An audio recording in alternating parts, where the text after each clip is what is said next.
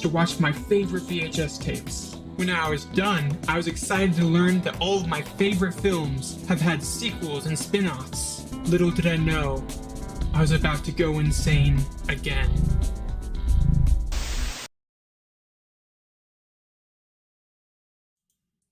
Captain's Log. Or, I'm not the captain, Contrarians Log. uh, Number 3. The Ahsoka Show. Let's talk about it. Is it good? Is it bad? Is it really, really bad? We'll get into it and figure that out. So, spoilers. Literally, spoilers for the show. I don't respect it because it's bad. Alright, so I am a massive Star Wars fan. When I crashed back to Earth, I love Star Wars. It's my favorite film franchise, and the handling of it now is making me lose my mind and go completely nuts. I caught a couple of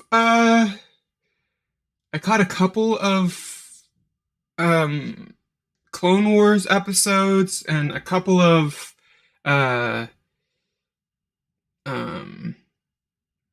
Rebels episodes, but it didn't hold my attention. They weren't very good. The Clone Wars definitely had a feeling of like a vibe that George Lucas was still heavily involved, and he had say on a lot of things during the production of that show.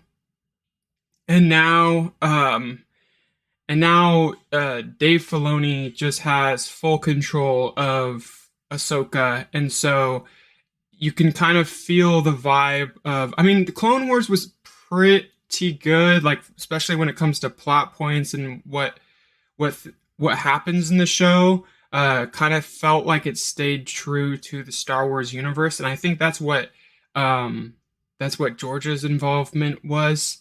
But yeah, ever since The Mandalorian came out, there's a vibe of there's the same vibe as in the Clone Wars, and it's like just how the characters interact with each other just feels like a bit off, and it just got worse and worse as each show came out. And yeah, and I really think that it's Dave Filoni's vision for Star Wars that he's getting more and more control. I remember seeing a behind the scenes about the Clone Wars, and Dave Filoni was talking about like, oh, when I pitched the show to George Lucas, I had a whole new cast of characters, and George was like, no, let's just I like Ahsoka. Ahsoka could be Anakin's Padawan, but let's keep the mainstay, the main cast of Obi-Wan and Anakin and the Jedis that are in the prequel. We don't need to create a bunch of new characters, which I think was a great idea. But now, like, you can tell that like every single show, there's like this reverence and like there's like this reverence and focus on very specific characters, and all those characters are Dave Filoni's characters that he came up with. Like in the Boba Fett show, there's no vibe of like, oh, this show is like carries on with bounty hunters and everything, and then you get that weird blue character, and the show like slows down a lot, and the music gets all epic, and it's like, oh, this is one of Dave Filoni's characters. So anyway, was not a massive fan of the Clone Wars, but I don't think that the Clone Wars damaged the Star Wars franchise in any way. But anyway, let's dive into the show. My biggest criticism of the show so far, I've talked about um, Into the Spider-Verse, and what it involves is watching the show and taking notes. And for Into the Spider-Verse, I had to pause it like 20 times per scene to take down notes. The show was just so, or the movie was so dense with character development and setups and payoffs. Like, it was so dense with that stuff. And then the sequel, Across the Spider-Verse, was so dense with massive plot holes. Like, every single scene had something that would just betray a character, and present them as like a bad person, and then just absolutely ridiculous stuff uh, just played off as just a joke, but just completely ruining things, and then entire franchise killing ideas. Like, it was so dense with awful ideas. But this show, the Ahsoka show, is 8 episodes of story. 8 episodes. Each episode is like 40 to 50 minutes long. Like, they're almost an hour long. Like, this show is longer than the original Star Wars trilogy, probably. Like, there's so much screen time. And what they chose to do with that screen time was like waste it. Do nothing. Absolutely nothing. Let me check my audio levels here. So, when I was taking notes for this show, I'm dyslexic too, so I'm a slow note taker. I was able to take notes as the scene was progressing. That's how slow this show was. Like, the scene was, in real time, I'm taking notes as the things are happening. I don't even have to pause it. That's how slow it is. So yeah, let's just go episode by episode and just look up my criticisms and praises. There's like maybe one or two. But yeah, there's not much to praise in this show. All right, so it starts off, and the people in the New Republic ship just let the two Jedis in. Like, they have like a clearance code, a Jedi clearance code, and the guy is just like, I'm gonna call their bluff, and he just like walks right up to them and like immediately is like a jerk to them. Like, I know who you are. You're Imperials. You're Imperial people. You're bad guys. And this is all con. You guys are conning me. And then he just gets diced up with like his crew. And I was like, geez, like, what? Like, you're introducing your bad guys here. Shouldn't you make them cunning and intelligent and kind of scary, rather than the bad guys have to deal with idiots like that? It was lame. But anyway, the bad guys came aboard the ship and released a prisoner. And then it cuts to like Ahsoka very, very, very slowly looking for a map. And it's like a star map, and it's like this sphere MacGuffin thing.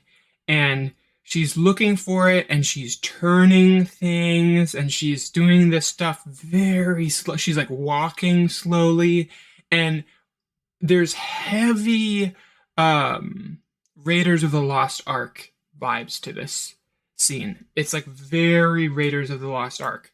But the thing is they're pulling from a scene from they're referencing a scene from Raiders of the Lost Ark, but they didn't understand the subtext of why Indiana Jones was moving slowly. The reason why was there's booby traps everywhere, and the scene was just thick with tension, because it was like there, you see like dead people impaled by stuff, and like he steps on things and things start shooting. And now he's gonna grab this idol, and he's like, this is gonna set off a trap. Like everybody knows it's gonna set off a trap. And he's like, he's weighing out the sand. He doesn't want to set off a trap. So he's going super slow, which is not boring because the entire audience is on the edge of their seats. So, but for this scene, it's just like, I don't know if it's like, oh, I'm implying that there's traps there. Then show traps. Like if you want to, like, don't he's referencing a scene, but without the context of it. So she's moving very, very slowly, and like she's kind of like smirking to herself as she's figuring out the puzzle. And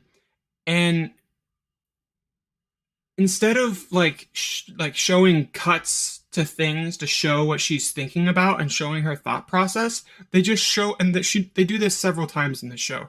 They just show her thinking in real time. So she just sits there squinting, and the camera just holds on her, and it's like, dude, oh my gosh, this is so boring. Come on.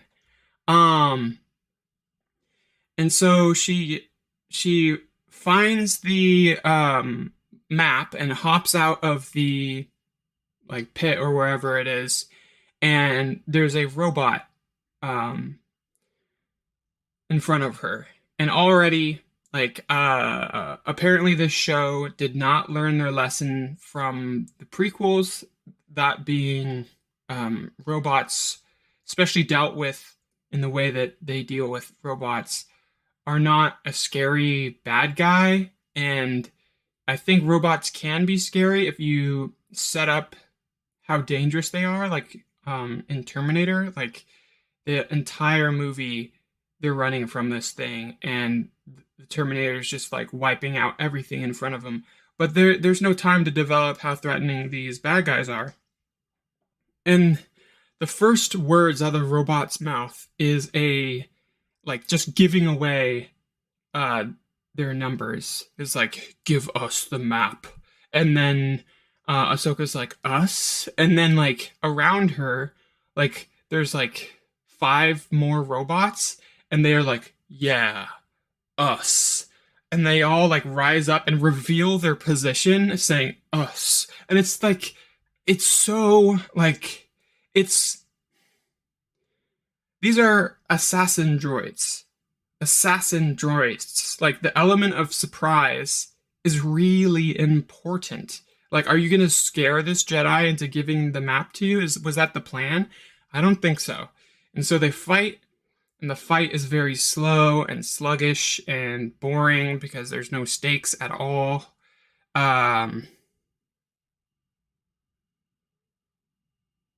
Okay, so then from there, they self-destruct, announcing that they're going to self-destruct. They're like, self-destruct, 1, 2, and there's like a countdown to it, so she has plenty of time to run away. And then the self-destruct like almost explodes the entire planet. It's just like walls of fire, and it's like, dude, you don't need to go so extra. Like big doesn't mean better. Like you can have a small threat be terrifying just by the way you play the scene out. Anyway, let's see. Acting is slow.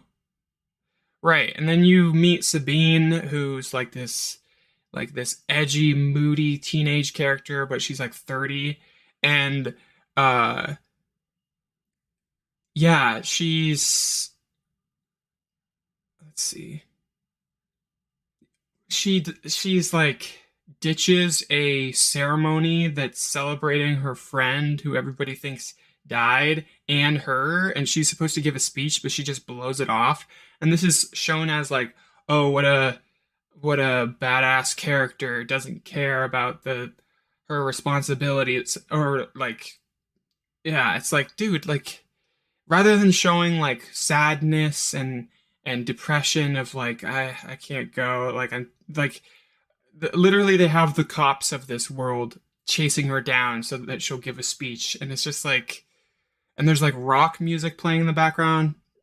I just want to blow through this episode because it's really boring. Like all of the episodes are boring, but I'm gonna jump forward to so Ahsoka and Atano apparently off screen in between Rebels, and now Ahsoka started training her to be a Jedi, which, like, stop adding Jedis. Like, Jedis are not like the be all end all. Like, not every character has to be a Jedi too. She's already a Mandalorian.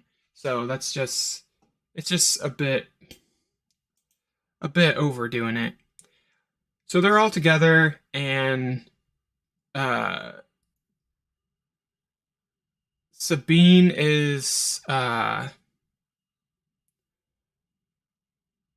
they're talking, and she says, like, she's one thing that was so annoying. She says the phrase "One Piece." She's like, "Oh, I'm happy to see you all in one piece" to the robot character, and I'm sitting here watching this extremely boring show that there's no watch on 2 times speed or 1.5 speed. There's none of that. It's just I have to watch these scenes play out extremely slowly, and just to be reminded that there's a better show I could be watching is so frustrating. It's like, yeah, I'd rather watch One Piece again. Let's see. Right, okay, so there's uh heavy tension implied between Ahsoka and Sabine, and uh it's really frustrating because instead of just like their mystery boxing uh relationship tension, which that's not what you do. You don't mystery box, oh, what happened between two characters. Like just tell us why they are at odds with each other, and then play the scene out. It doesn't have to be a mystery. Like, I don't have to be like, oh, could it be this? Could it be that? You don't have to mystery box everything. Jeez. Um,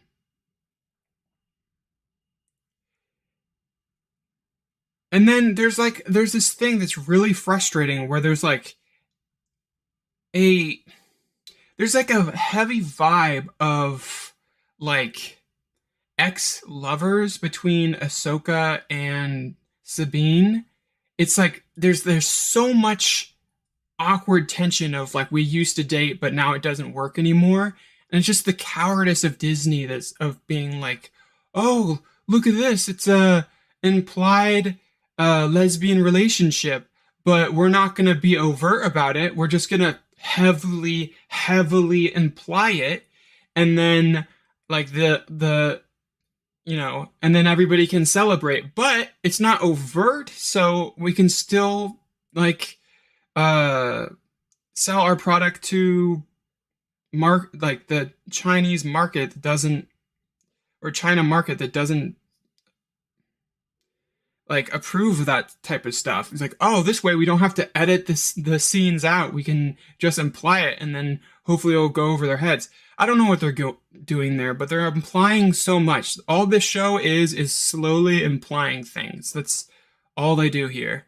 Um, and so they're like, oh, wants Sabine to open the map, and she's like, I can open it alone, and she's like, no, I don't trust you, and she's like, ugh, and like super offended that she's not trusting her, and she steals the map and leaves, and again there's another extremely slow scene of her thinking in real time. And the first thing she tries works. A good way to show thinking is a montage of trial and error. Oh, I'm going to try this. Nope, I'm going to try that. No, I'm going to try this. I'm going to try tapping it here. Nothing works. I'm going to try this. I'm going to try this. And just a montage of like, it could be 3 things. But then you could have in the background like the sun setting, implying like she's been working at this for some time. But no, instead there's just a shot of her mumbling to herself and squinting her eyes, like, oh, she's thinking really hard trying to solve this. Um, so she solves it, and she opens the map, and then boom, she gets ambushed by a assassin droid, which she gets in a fist fight with, which is like, it just reminds me of when Obi-Wan punches General Grievous and then goes ah, and it was just like it was a joke. It was like he tried to punch a cyborg in his metal stomach and it just broke his hand basically. Um, and so she's like doing spinning like kicks and punches and smacking the heck out of this robot, and you can hear like clank, clunk, like heavy metal clanking when she's punching it. Um, so she gets away from the bad guys, and the um the blonde bad guy, I don't remember her character name, but there's like a blonde bad guy that's like the apprentice of the older like ex Jedi character. Um she shows up with a red lightsaber, and Sabine ignites her lightsaber first, which in Star Wars that's a big no-no. Um Only like in Star Wars fights, the villain, like it's in the Jedi code or something, that you don't initiate a fight. Like it's to be a Jedi, it's always only in defense, never to attack. And so in all the Star Wars scenes that are great, like the bad guy always ignites the lightsaber first. Um, Luke ignites his lightsaber first, but that's because he was undertrained, and the outcome of that fight is him getting his hand cut off and having to like potentially jump to his death. So it's like a big mistake to be entering a fight with the intentions to attack rather than just self-defense and yeah, anyway, or defending other people. Yeah. So they fight, and Sabine gets stabbed in the gut, and it's like not only like a straight stabbing, it's like a stab well, and like there's a close up of the stab, and the lightsaber's being like twisted and rotated, and then she falls over, and I already knew that she survived this, but just seeing it play out is it's so awful. Like it just ruins lightsabers, the threat of lightsabers, and it ruins Qui-Gon. The fact that they keep on doing this, they did this in the Kenobi show. Um, Stop stabbing characters. Anyway, let's see. Is that the rest of the? Yeah, she gets stabbed. Okay. Episode 2. Uh, so yeah, the bad guys get the map. Plot point. Uh, the thing that's crazy about this, I always say like, it's I prefer a film with like a lighter plot but very good character work, like focus on characters rather than plot. Where this show just like they have a simple plot and no character development. Like I don't know where they put the time and where do they put their effort? I don't know. Uh so yeah, it's just bad on both worlds. And a simple plot isn't necessarily bad, but it's just like well, this plot is bad. It's really dumb. Um which I guess I'll talk a little bit about the plot in this show. So apparently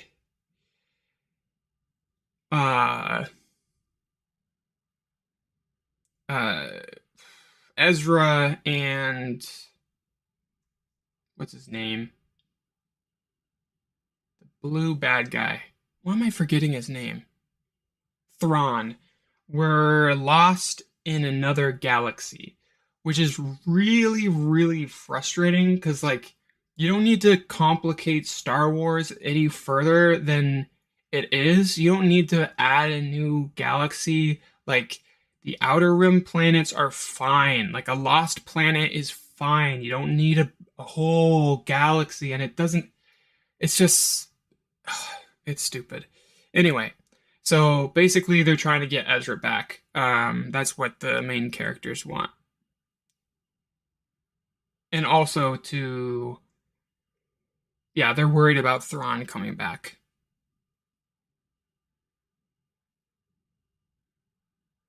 I'm going to take a quick break I'll be right back. All right.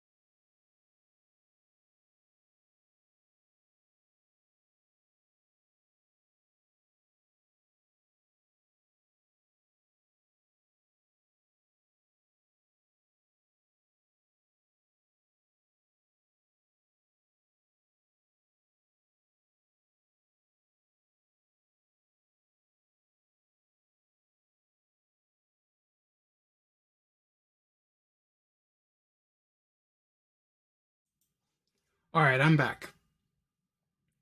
I want to check on my stream, see how it's going. Awesome. Looks like it's working. Cool, cool, cool, cool. All right, so let's see. Okay, so the episode opens with Ahsoka just not caring that Sabine was stabbed. Like, there's no shot of her like holding her hand and like like just sweating and just like looking around and asking questions to the medical droid, and there's none of that. There's no worry. It's just like she's actually kind of a jerk to her when she wakes up. She's like, meh, smirky, smarky, smarky response thing. Um, and then Ahsoka gets attacked by a robot at Sabine's house. And I was like, why is that robot there? Like, why did it stay? Like, I don't know why an assassin droid stayed there when. Why did it stay there? Was it like, oh, someone's gonna come back here and I'm gonna attack them? Like, I just don't understand. It was like surprise attack, and then that's it. That was the whole. Yeah, there's like surprise and mystery. It's so frustrating because I feel like a lot of stuff that happens in the Star Wars universe nowadays when it comes to content is a reaction to the fans. Like, there's so many fan theories out there, and like there's fan theories about Boba Fett because he was such a mysterious character in Star Wars, but he was he wasn't even a B character. He was like an E character. Like, he had like one um use just to bounty hunt Han Solo, and that's it. And he achieved his purpose. He was a background character, but he was so cool that everybody came up with theories about him and were very interested in him. But the main characters didn't have like mystery about them. Like, there's no like, oh, what? There's no mystery. Like even Luke Skywalker, no one was like, who's his dad? Who is he? Who could his dad be? In the first episode, they're like, your dad was a guy named Anakin Skywalker. He was my apprentice. Like, gave the full backstory of who the dad was.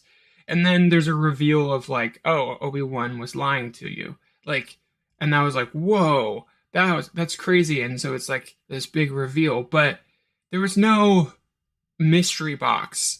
Anyway, so the robot stayed, and okay, so um, Ahsoka cuts off the head of the robot and brings it back to the hospital and gives it to um Ezra, who's like, healing from her stab wound.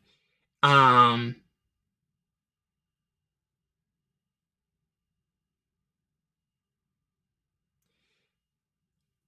Yeah, so she's still healing, but they're like, oh, look at this robot. And she's like lifting this heavy robot head, and she can barely lift it. But in the previous episode, she was like punching it. But like in this episode, it's showing how heavy it is. And it's like, that wouldn't be your first thought is to punch it. Anyway, when you have a lightsaber, anyway.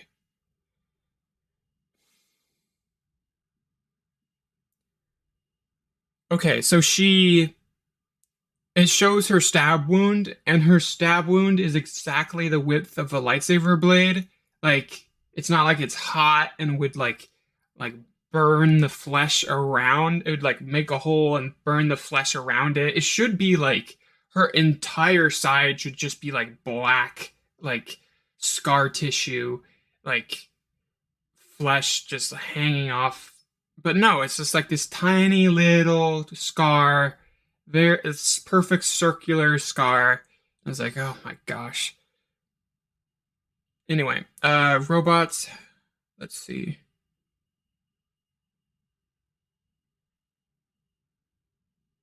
Oh yeah, robots can detect how good people are at the Force. Like the lightsaber training droid and building droid tells her like, "Oh yeah, you're not as good as you're the worst at the Force than anybody I've ever seen."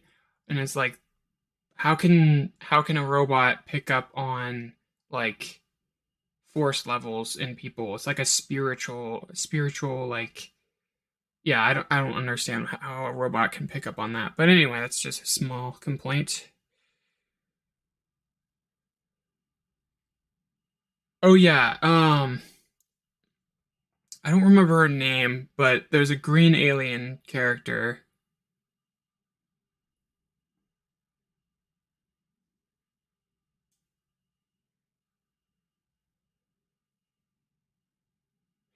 There's a green alien character, and they go to like a junkyard, and they're like they're talking to people, and the people at the junkyard are very like dismissive and kind of want them to just leave, and are very suspicious. And out of nowhere, an employee at the junkyard screams "For the Empire!" and then points the gun at the green character. Oh, it's and with Ahsoka too. I think Ahsoka's there. Um, and points at the gun at Ahsoka, and it's like, don't scream your intentions before doing it. Like, anyway, dumb, dumb, dumb, dumb. So yeah, the bad guys or the junkyard gets caught working for the Empire and giving parts to people that are related to the Empire. So, bad guys doing bad things. And then when it comes to the pace of the show, Sabine cuts her hair, but it takes like 15 minutes to show that. Like it's like it drags. Like she's like kneeling in front of her knife and her helmet and just staring at it. And it's like, oh, this. It's like a ritual. It's like a religious ceremony. But it's like, even if you do want it to be that, it doesn't have to be in real time. It like, come on, just jump cuts. Like show what happens without wasting our time. Because like it should like the scene should be as long as it takes to reveal the information. Like once the audience gets what's happening, like, okay, so she's gonna cut her hair. If you spend any more time on that scene, hair cutting scene, it's so insulting because it's like we know she's gonna cut her hair. Oh my gosh. Oh my gosh. Um anyway, very slow haircut.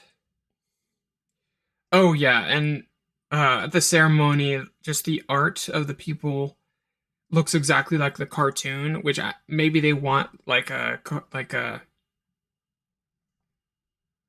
what's it called? Yeah, they wanted to connect the live action and the cartoon, but the art style of specifically Rebels was awful. The Clone Wars looked pretty dang good, but Rebels looked so bad. And then to see a mural of it and like somehow it looks worse than even the Rebels show. Anyway, bad cartoon art. I already went over new galaxy is stupid. It doesn't need to be a new galaxy. It could just be an outer rim planet. Um, we're a lost planet. Like things can be mysterious. It's fine. Like the clone the clone planet, I forgot what it was called, was lost on the charts, and that's mysterious enough.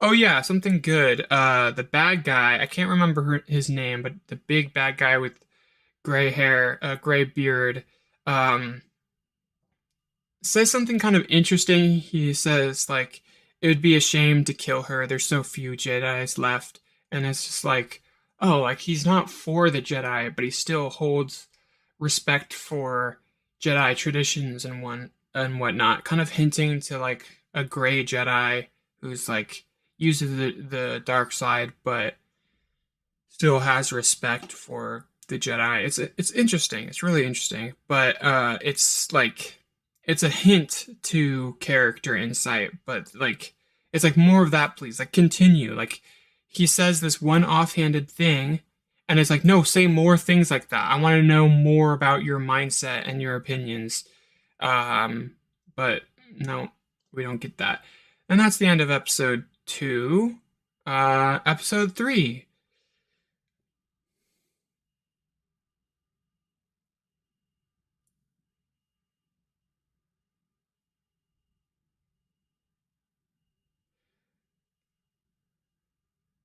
I wrote down flashbacks, but I don't remember why. Shoot, I should have given more detail. There's a scene where they're playing kind of like hip hop. I think it was like during a training sequence. But yeah, rock and hip hop do not fit in Star Wars. Ugh, this is painful. Like this was a mistake in the prequels. Like the helmet training thing, like in the original Star Wars film, just looked like a spontaneous idea that came to Obi-Wan to teach Luke a lesson about the Force, being something you feel, and like it can be like an extension of your senses. So you can have seeing, hearing, and then also the Force can be like a way to sense. And it was a cool way to explain it to the audience, but it's super basic, super like simple thing, and it just doesn't make sense that that's like the traditional like Jedi training, and they just rip off that scene like verbatim. Even like the dialogue is very close. It's like, oh, without seeing, how am I supposed to fight? It's like, come on, guys, stop, cut it out. Oh yeah, and then Ahsoka like projects her voice into her mind, but from at a different angle. Um, and so it's like stop adding force powers. Like that's like stop adding stuff to the force. Like with magic in a universe, the the more you add to it, the more like it hurts the plot and the characters. So the original Star Wars, like all of the force powers were shown in the first episode. Like Star Wars Episode 4, like everything. The Force choke implies that you can grab things with the Force. Uh, Jedi mind trick, that's explained. Let's see. Yeah, like the only thing added to it is like the Force lightning, which like yeah, give her yeah, but you don't need to. Every movie is not a chance for you to add more powers to the Force power set, because then it's like, why didn't they do this in previous episodes? And then the answer is the characters in the previous episodes are just worst, are just bad at they're just bad at the Force. They didn't know about it, or they couldn't do it. They weren't powerful enough, which is rude. And it doesn't make your character more interesting to say, like, oh, they're even better than the older characters that you like. Anyway, let's see. Hip hop bad, helmet bad, projection of voice dumb.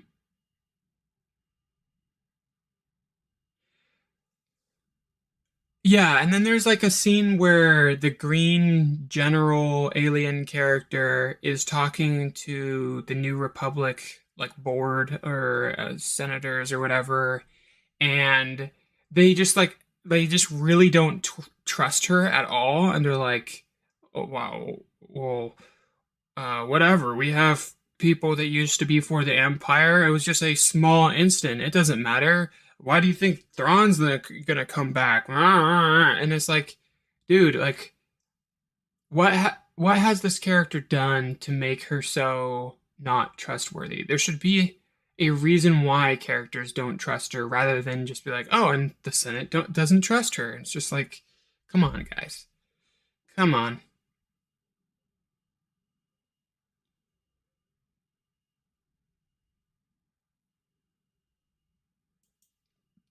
Okay, I think that Dave Filoni saw the criticisms of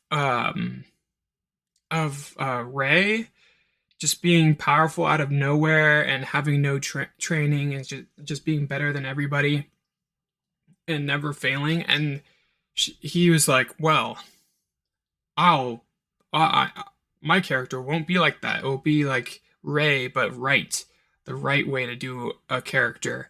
And so she can't use the Force, and she's like moody and stuff, and she's struggling, which that is good, but also she's a bad character. She's just unlikable. Like, it's good to have a character struggling, but like this character is like a one note. It's just, I'm mad. And that's it. It's just like, I'm moody and I'm cool. And it's just like, it's not enough to have a character go through trials and tribulations and try and fail at things. Like, that is like extremely important to character development. But if your character's just one note, then they're still going to be boring. Um,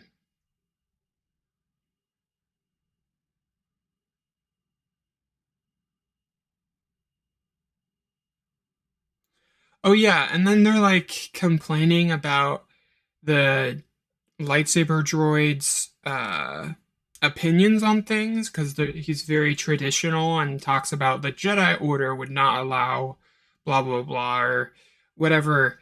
Um, and then like Ezra and Ahsoka are like, oh, programming. His programming is so cringy. He's a robot. If you don't like his programming, then update it. Like, change it. Like, why are you complaining about a robot's programming? Like, it's like complaining about a computer. I mean, yeah, and it's like complaining about a computer when you have the power to get a new one or update it or change it. Anyway,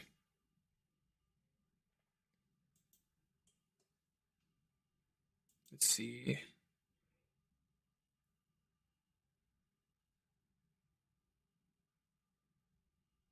Okay, so um, Sabine and Ahsoka are trying to go somewhere. They're looking for something. And the robot character says, "Closer, please," when they're in like an intense fighting situation.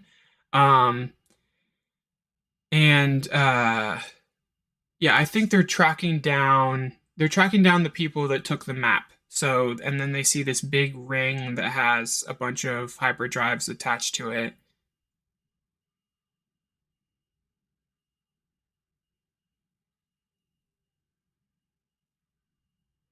Um, and there's this one moment where like there's like a witch bad guy character and a the blonde apprentice character, and the witch character is like, "I'll handle it from here," and like starts shooting at the good guys, and then uh what she does doesn't work, and then the blonde character is like, "Well, I'll do it then," and starts her attack, and it's kind of like a snarky back and forth competitiveness between the bad guys, which is interesting, but yeah, there should be more relationship stuff like that in the bad guys.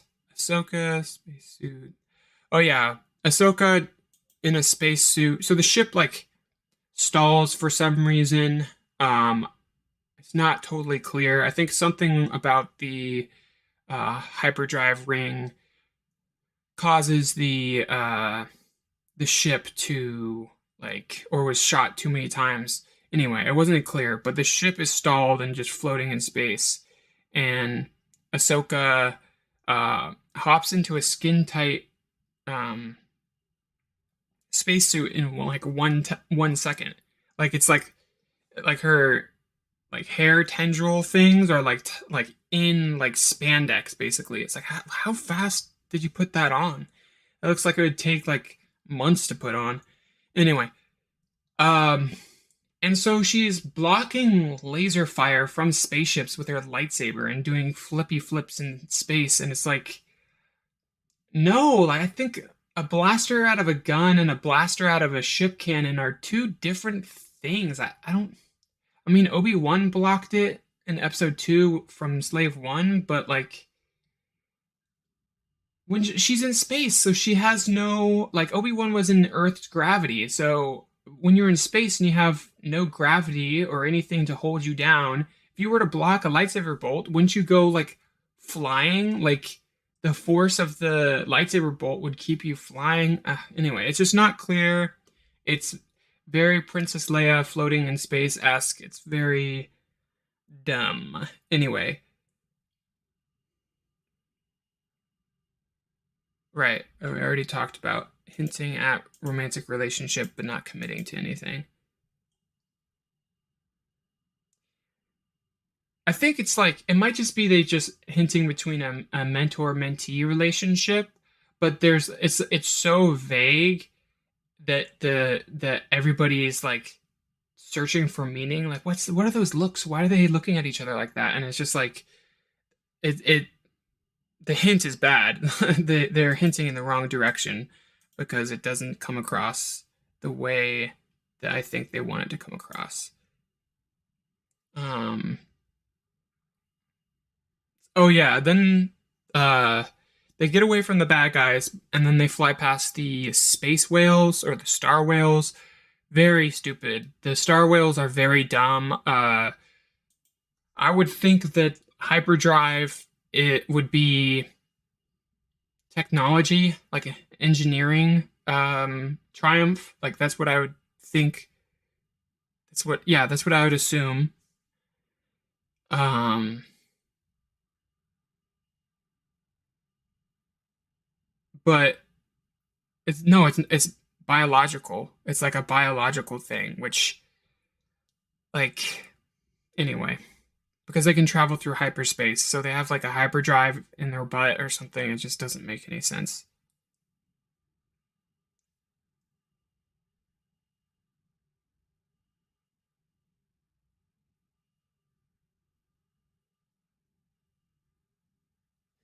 I don't know what I was writing here.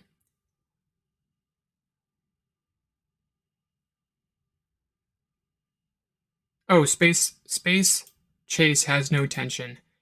Yeah. It's just very poorly paced, and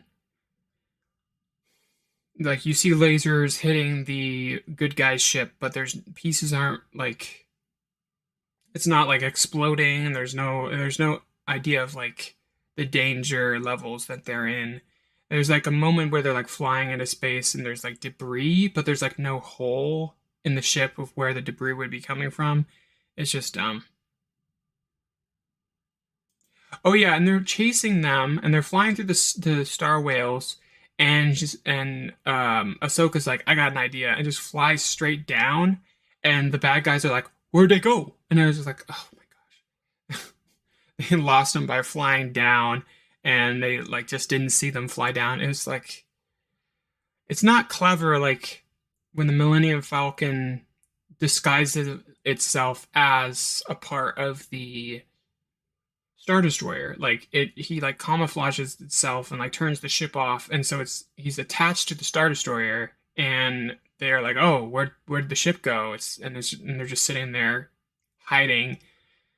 Nothing like that. Not interesting. Wait, was that episode three? Yeah, I guess that was episode three. Okay, episode four.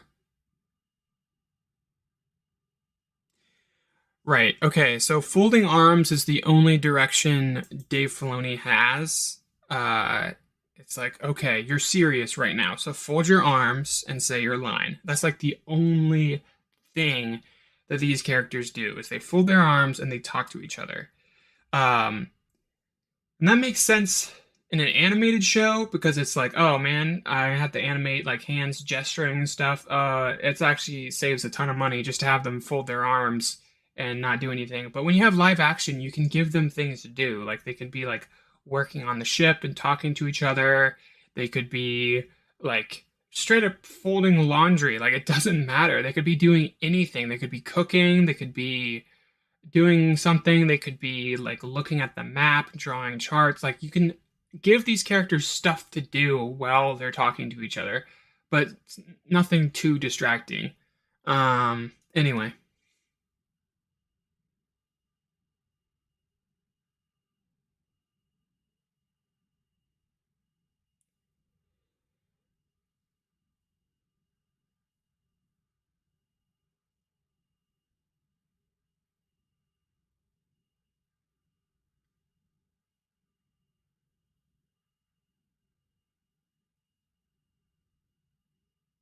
right.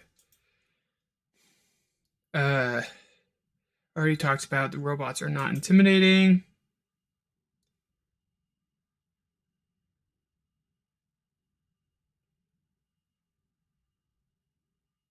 Oh, right.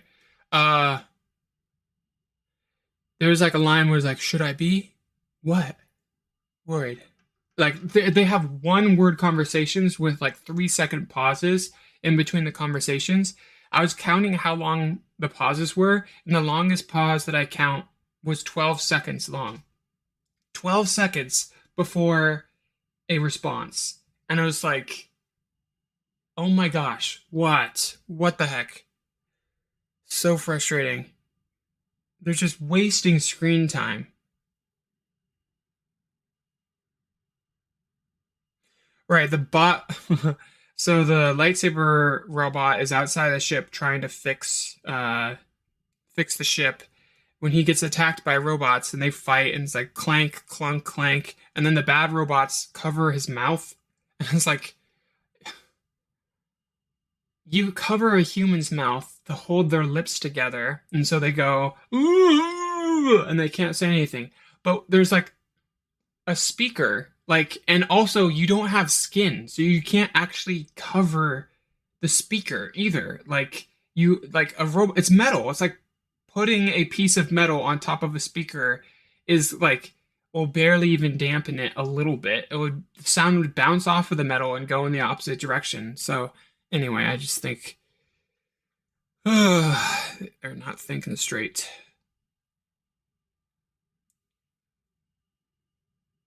Oh yeah, and then the green lady brings her child into battle. Uh, she like disobeys the council and takes her child and goes to yeah, check out, investigate the Empire stuff. So they really need to stop doing this. Stop bringing children into battle. Across the Spider-Verse did this. Um, The Last of Us 2 did this. Pregnant lady just going into battle. Like, stop doing that. The only reason I think they were like, oh, like that mother child or father child dynamic works really well in movies, but that only works when a safe place becomes dangerous and the child is they're forced into that situation rather than choosing to go into danger. Like it should be like in Aliens, like Newt was just chilling on a planet when aliens attacked, and so she hid. And so the people like the Newt and shoot, what is the main character in Aliens? Anyway, the main character and Newt, they are together and in a dangerous situation because they're forced to. Anyway, I don't need to go further into that. It's so simple that it baffles the mind. The, are there any questions in the writer's room? Are there any people like dissenting opinions? Or does someone say, she brings her son into battle, and then everybody's like, yes, hive mind. No one's questioning each other.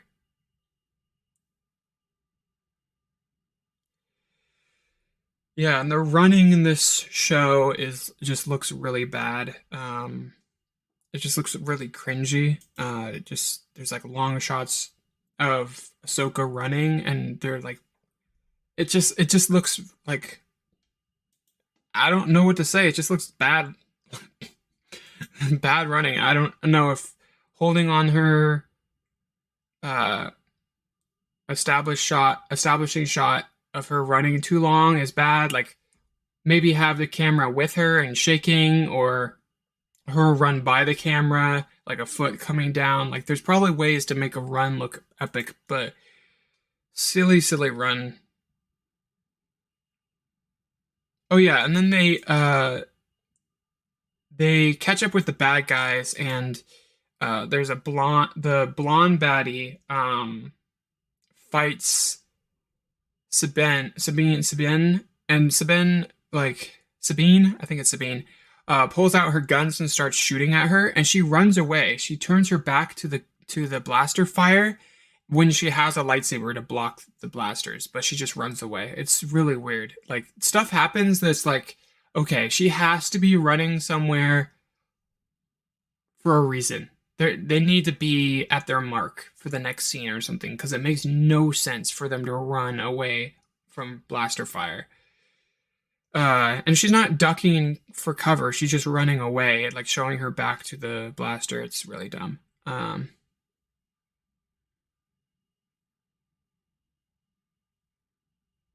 Oh yeah, and this entire time I didn't mention him because he was like a useless character. But there's like this um, mysterious bad guy character that looks like an inquisitor. He's in all black, and Ahsoka fights him, and he has like the double-bladed spinny lightsaber thing, which is like the dumbest idea I've ever seen, but like Dave Filoni thinks it's awesome and puts it in every single show he can. Um,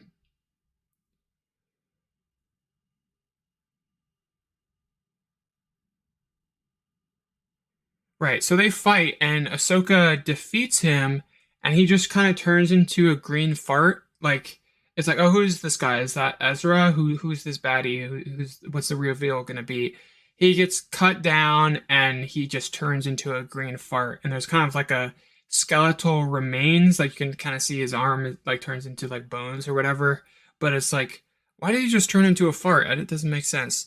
But um, it does make sense because there's like a witch character and I know that there's like it only makes sense to me because I know about the witch magic from the show, uh, which I didn't like the fact that they are bringing in magic into Star Wars and having it separate from the Force.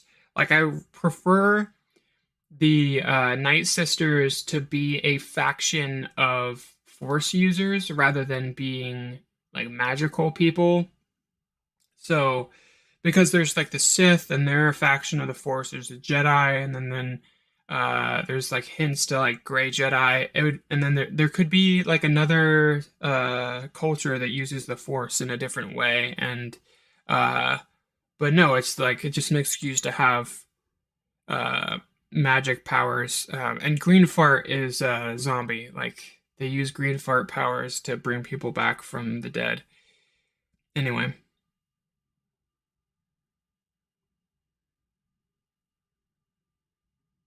Let's see. I wrote one word comebacks. Uh, I don't remember what I was referring to.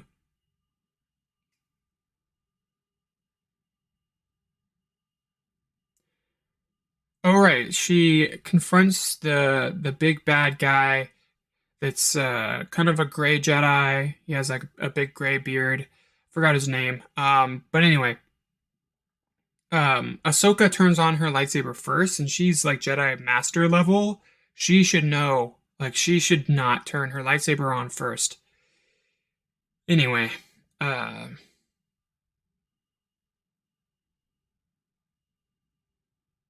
oh yeah, and they're fighting, and she does like a sword move, and she plants one foot on the wall while she strikes with the lightsaber, and it was super dumb looking. I think it was like, oh, she like pushes off the wall with her foot to like give more power behind her lightsaber strike, but it was so painfully dumb looking.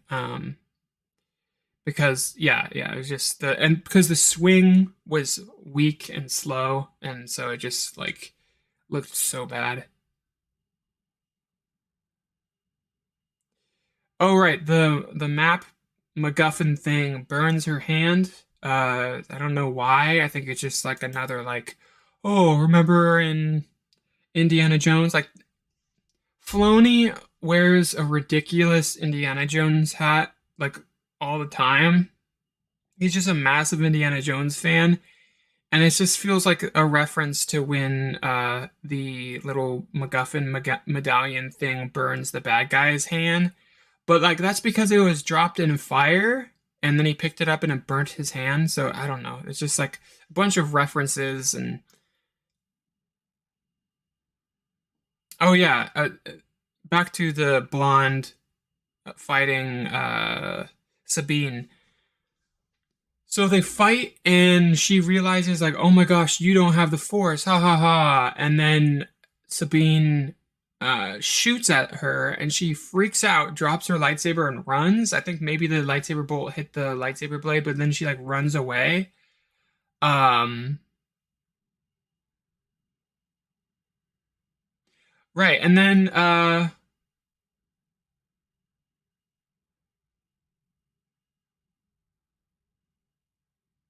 okay, so Sabine goes to where Ahsoka and the big bad guy are fighting, and she picks up the map.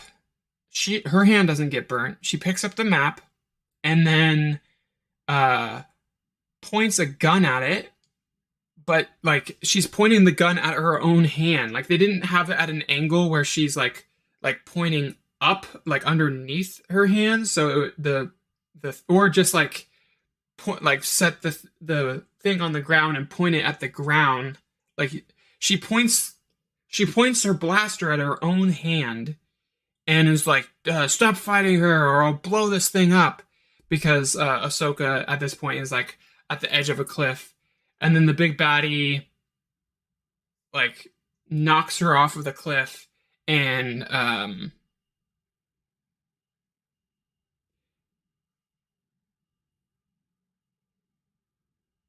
oh yeah, and then she's like, "Oh no!" And then the big bad guy is like, "Don't shoot the map. You want to get your friend, and that's the only way to get to your friend. So come with me." And the bad guy wants her to go with him, and it's like this could be interesting, but I think this just happens because the plot needs her to be there to find her friend.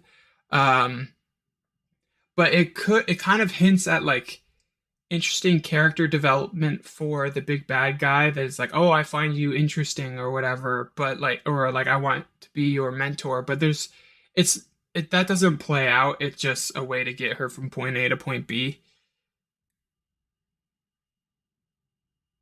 Oh yeah, and like, it's not clear that Sabine knows that Ahsoka is dead or not. So instead of like investigating or even looking over the cliff to see where she landed or anything, she just agrees to like ditch her friends and go with the bad guys. And then Green Lady shows up with her friend to like the loop thing, and then the loop thing shoots off into hyperspace. Uh, and it kind of deactivates a bunch of TIE fight or X-wings, and they all go falling and crashing to the planet and die basically. So, and then the kid, her son character inside the cockpit with her, says, "I have a bad feeling about this," and he just saw six people die. Like it's like she's such a bad parent. Like he doesn't need to say I have a bad feeling about this when he's watching people die in front of his 10-year-old eyes, or 9. He looks pretty young.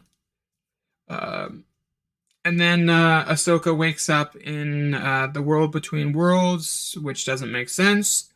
And Anakin says, "Hello, Snips," and it's de-aged Anakin, and it's cringe, and it's lame.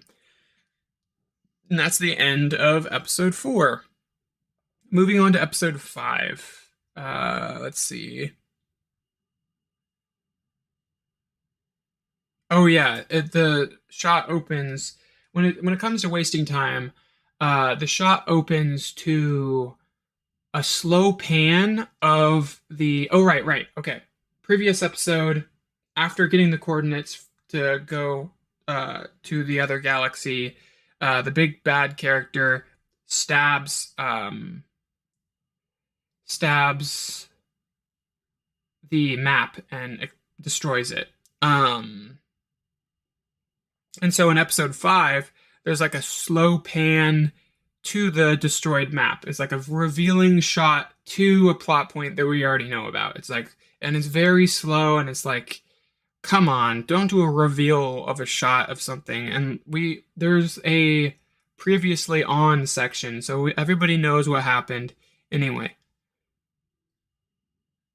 Like 4 things happen per episode, so you don't need to remind us of what happened. You're not telling us anything new.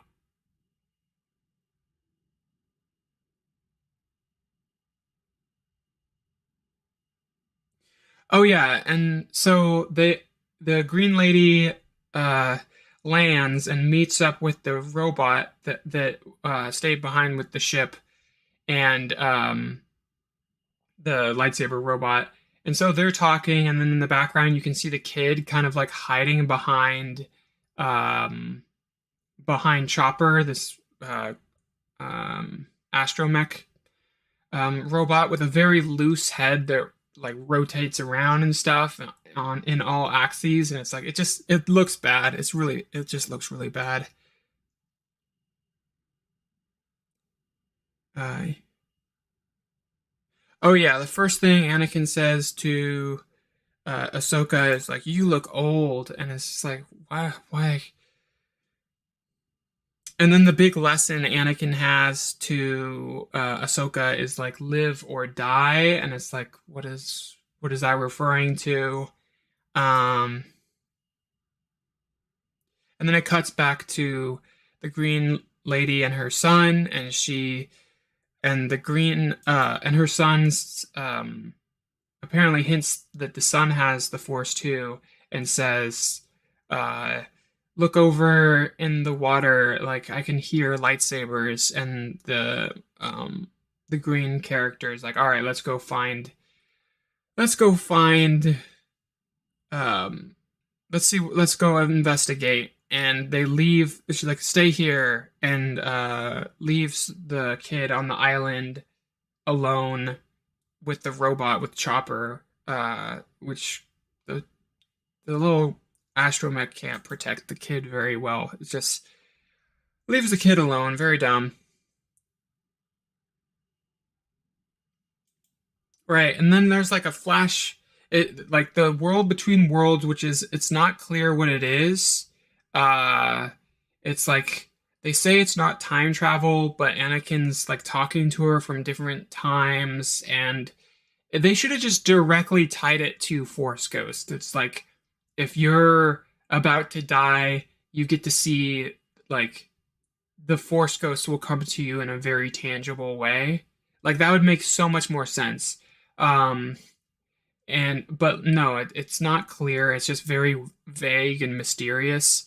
Um, and it shows the Clone Wars and younger Ahsoka, and the younger Ahsoka gives a better performance than the older Ahsoka, which is really weird.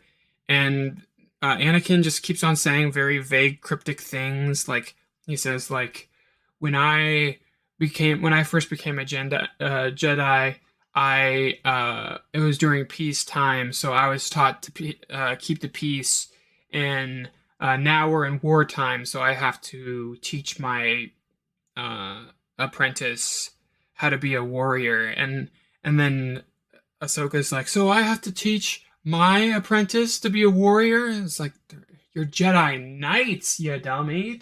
You guys are Jedi Knights. Like, and it's like, no, you don't have to teach. He just said, and he was like, yeah. It's like, no, you just said if it's during peacetime, you're keeping the peace.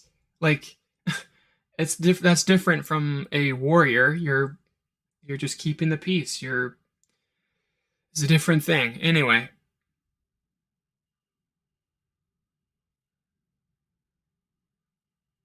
I'm reading, sorry. Oh, right. This does make me think of something. Uh so the whole Anakin worlds between worlds thing is very key jangling. It's very like he like flashes into Darth Vader and it's like, "Oh, look at this." Oh. And there's like very artfully done shots with like no substance to it. Anyway, but the thing that I did notice is that Hayden Hayden Christensen, or I'll just call him Hayden.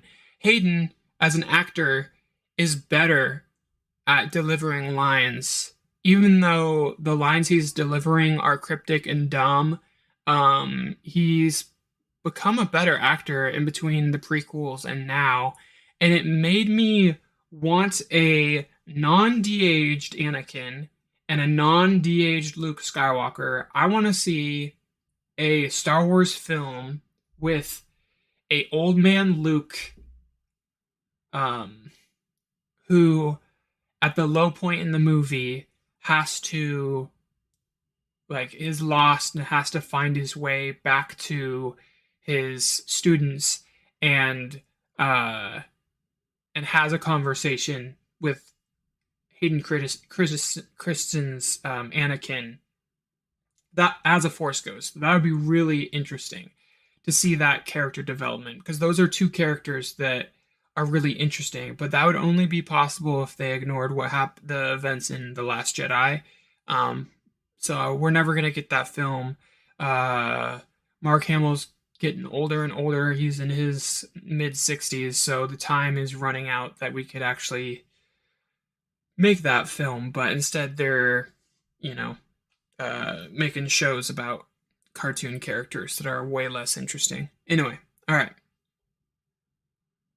But that's what I want. Old man Luke talking to his father. Because you don't. there's only like one conversation between Darth Vader as a good guy, um, and Luke. There's only one conversation. It would be really interesting to hear Anakin's perspective and Anakin as a Force ghost coping with all of the awful things that he did. Like he was a monster, and so um, and it'd be interesting that maybe to show that Anakin's afterlife isn't just like I'm a Force ghost now, and now I'm like with all the other Jedi. Like it would be interesting if he was like having to pay for his actions as Darth Vader. So he's like kind of in a what's the word for neither heaven or hell? Purgatory. If Anakin's like in purgatory as a Force ghost and talks to Luke as Luke is in a low point in building his Jedi temple and is alone and lost and is trying to get back to needing to find direction in like in building a temple and also literally trying to get back to his students. It would be really interesting. That's the film I want to see. Um, but no, we're not going to get that. And if they announced exactly that, I wouldn't want to see it because it would be handled by Disney. Let's see. But yeah, Ahsoka chooses to live, and she wakes up, and they get back to her, which is weird. And it's like, how long has she been underwater? Like, they really need to show time frames better because uh, she's just like all this scene. It should have been that she went under, like almost drowned, and then they should have shown how, like, hinted at, or not hinted, but like shown clearly that is she an underwater creature? Like, why did she survive underwater for so long? Just didn't make sense. And when she came out, like they should have had like the tension of her like gasping for air, but just none of that. None of that. They no. Anyway, episode 6. Yeah, Thrawn's an idiot. Thrawn, he,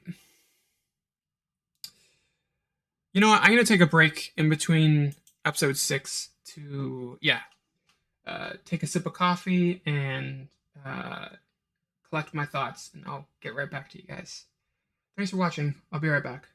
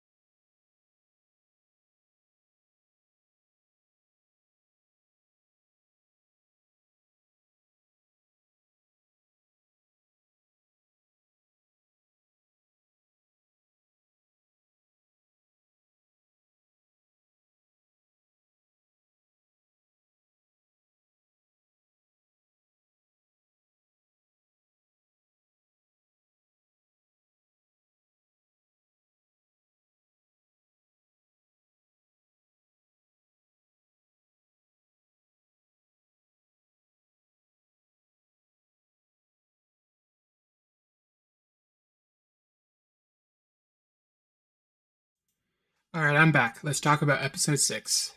Let's see here.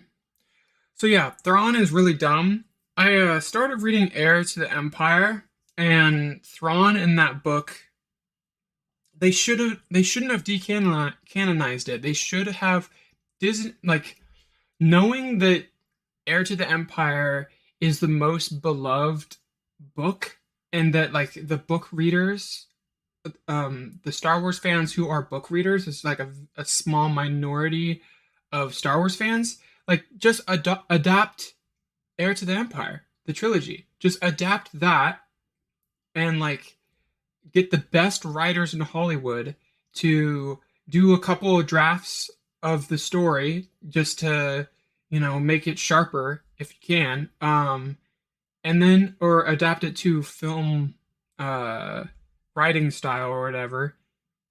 But instead, we just got a bunch of filth. And now we're getting Thrawn in the dumbest way possible. So Thrawn, let's see here.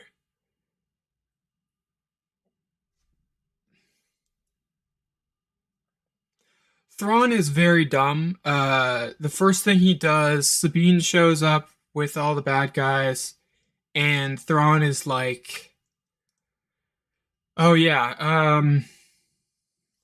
bye."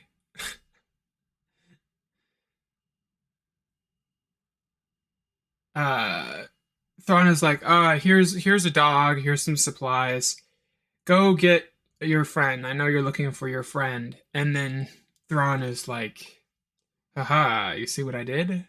I sent her to find her friend. And so now we can go kill her and her friend. But it's like, dude, this is so stupid. So I guess Thrawn couldn't find Ezra by himself. Um, and so it's like, I'll send her to find him, and then we'll track her, and then we'll kill them both. But you just put two Jedis together, or a Jedi and a Jedi trainee together.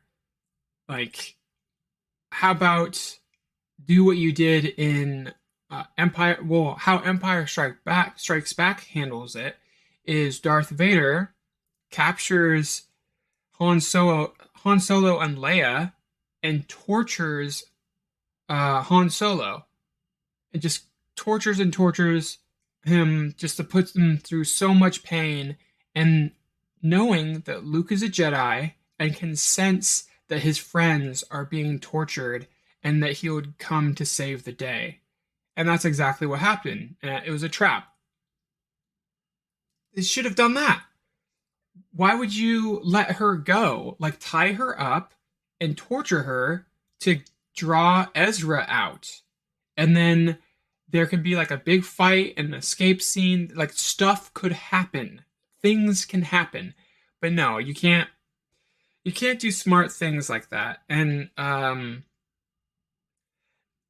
like, Thrawn knows a lot about different cultures. Like, he's the thing that makes him such a threat in the books is that he just he just spends his time studying culture's art and traditions and everything. And so when he is in battle, he understands his opponent very well. So he would know how Jedi's work and how they can sense their friends in danger. So it's like, put the friend in danger.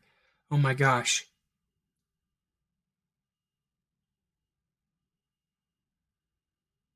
Yeah, and why can't they find Ezra? I in my notes I said, why can't they find homeless guy? He just looks completely homeless when they do find him. Yeah,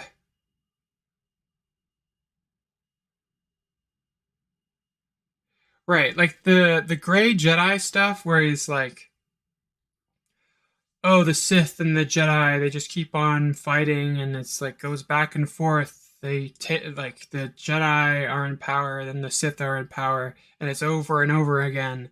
Like, I want to do something else, and so they're hinting at a gray Jedi thing with the big bad character, but they don't commit to it, and they're not confident enough to be specific. Which that's just a good way to um, sum up the entire show is not confident enough to be specific. Um, yeah, and there's too much Disney cute, like the dog characters being oh so cute, and the little um, the crab characters. Um, they're being oh so cute and adorable. What are they called? Cuttlefish? No, what the frick? They're not fish. Anyway, yeah, those characters. Let's see. Oh, and then intro to Ezra is bad. They don't introduce him in a cool way. They don't introduce him in a fight or anything. It just like pans over and he's just standing there and it's like, "Oh, hi Sabine. How are you doing?" Um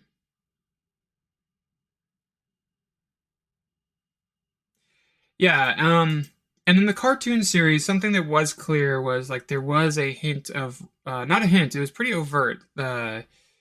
Ezra and Sabine liked each other. Like it was but like they made it very clear in the beginning of the show, like no romance, like a brother sister relationship. They love each other as brother and sister, and so it's just like a very cringy reuniting, like because it's like they hug each other, but it's like it's not like it's like it's awkward as all get out. Like it's so cringy. They're just like, "Oh, hi, how are you? You found me. That's great." And it's just like it's just really cringy. Right. And then it's like this modern trope of some characters based on their immutable characteristics cannot be saved.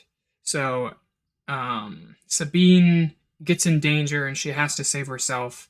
Like Ezra can't swoop in and save the day. So it's like you like when you just by looking at a character, you'll know how exactly how the plot's gonna to play out. It's like, oh yeah, she can't be saved by anyone because that would be damsel in distress. So we can't have damsel in distress because that's a trope and it's sexist and it's wrong and it's like no, it's not. Like every character should be in distress in a story. Every character should be at a low point and needs to be saved. Like that's how you have character development. Like I know that there's like a whole problem with films that have characters that have no personality and they're just meant to be the damsel in distress, but Star Wars already subverted that trend and was like, look at our damsel in distress. She's actually a character, and she's actually helping them fight their way out, and criticizing the choices of the people that like who came in without a plan. Like she was actually a character, and there is arguments and disagreements and stuff, but she was still a damsel in distress. She still needed to be saved. Like anyway, and it doesn't matter. Like it doesn't. The gender doesn't matter. Like there should be male characters that get in a tight spot and they need to be saved, and like there should be female characters that get in a tight spot and they should be saved. Like these things are not tropes. They're not. They're not tropes. They're what makes a film have excitement and tension. Anyway,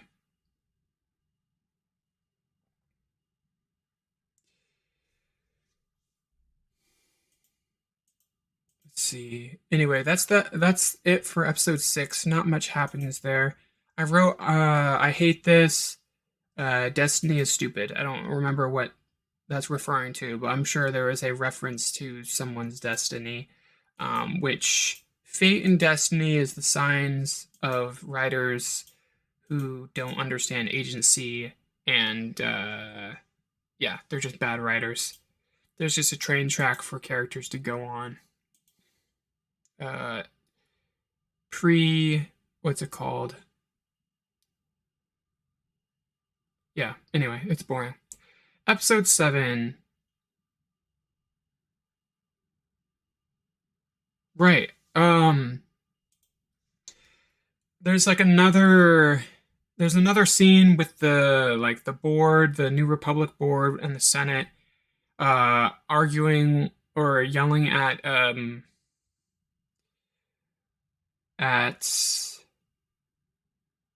the green character, and they just don't trust her, and she's like, there was like a big ship and it launched into light speed, and they're like, you got a bunch of people killed, but they're complaining before about how she didn't have evidence of anything, but she's like, well, I have evidence now. They shot into light speed, and they're flying around on spaceships. There's no record on the spaceship of what happened. She didn't record anything on. Anyway, it's just there. Why don't they trust her? Like, why are they working with her? Why is she a general if no one trusts her? And then C3PO shows up and is like, Princess Leia is okay with it. Which, as soon as I heard Princess Leia's name in this show, I was like, get her name out of your mouth. Like, stop. Stop it. Every time a original trilogy character gets brought into these shows, they just treat them with they just treat them so poorly. Anyway,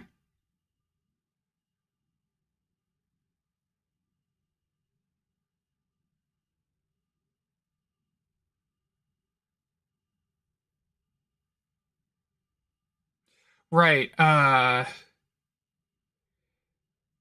Ahsoka's like listening to a recording of Anakin giving a lesson, and he's like, take these forms and practice them every day, unlike I do.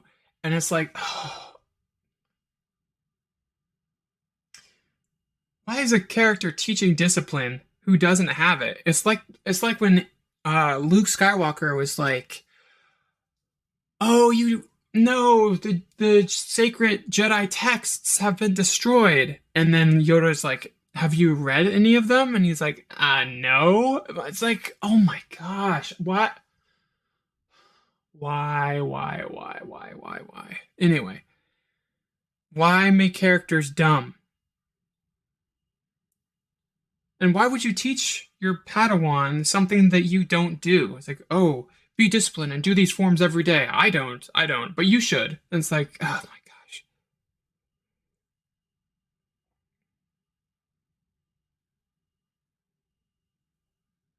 Oh, okay. So flying in Star Whale. If I pause, I'm just reading my next note. That's what's happening here. Flying in Star Whale is dumb.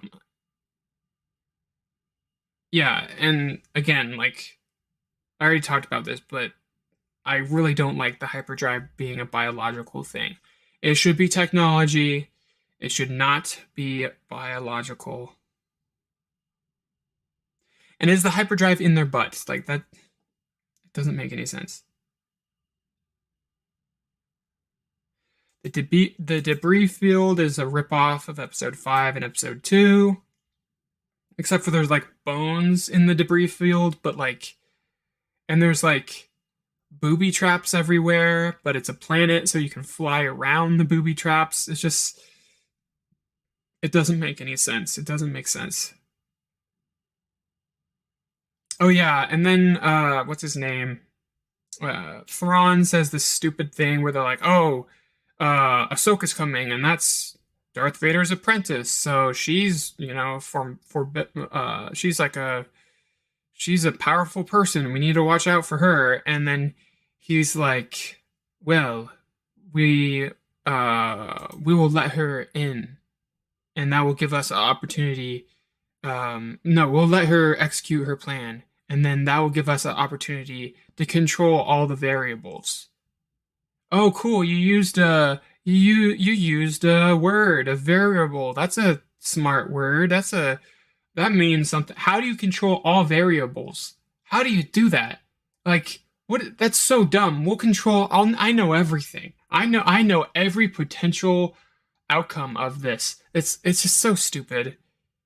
Um, and he says it in a way that's like, oh, this is a really smart line, but no, it's really dumb. Oh yeah. And then there's a shot of Ezra and Sabine talking to each other, and uh, Ezra says the Emperor died, and then Sabine says that's what people say.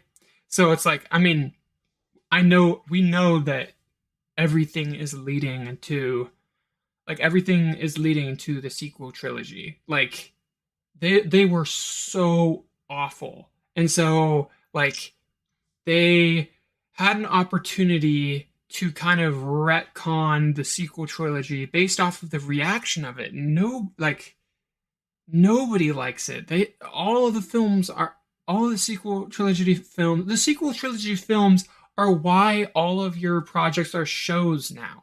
You guys are not making Star Wars movies because you made the sequel trilogy. And all these movies you had lined up, you had to put them behind a paywall and turn them into TV shows because you guys are terrible at making these films.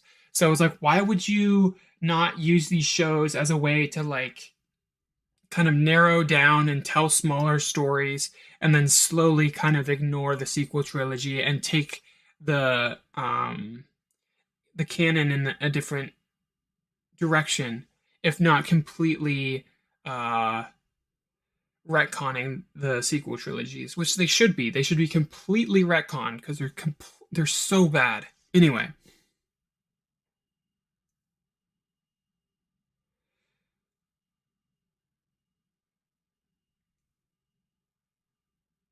right. This film is it's completely bloodless. Like two characters get squashed in between two vehicles.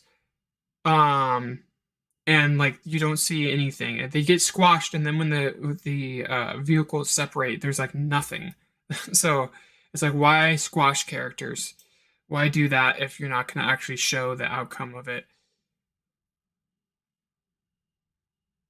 Okay, so this planet is rocky, and so Ahsoka is able to get through the debris field, and uh, she's like, "All right, fly low. I'm gonna jump out." And she like jumps out and does like a roll when it's like a very rocky planet, and she like rolls in the only spot that has dirt in it, and it's like some of the stuff is really dumb. There's like, oh, look how epic they are when it's just like it just feels far-fetched. I mean, I know she's a Jedi, but whatever. Nothing's wrong with walking out of a ship.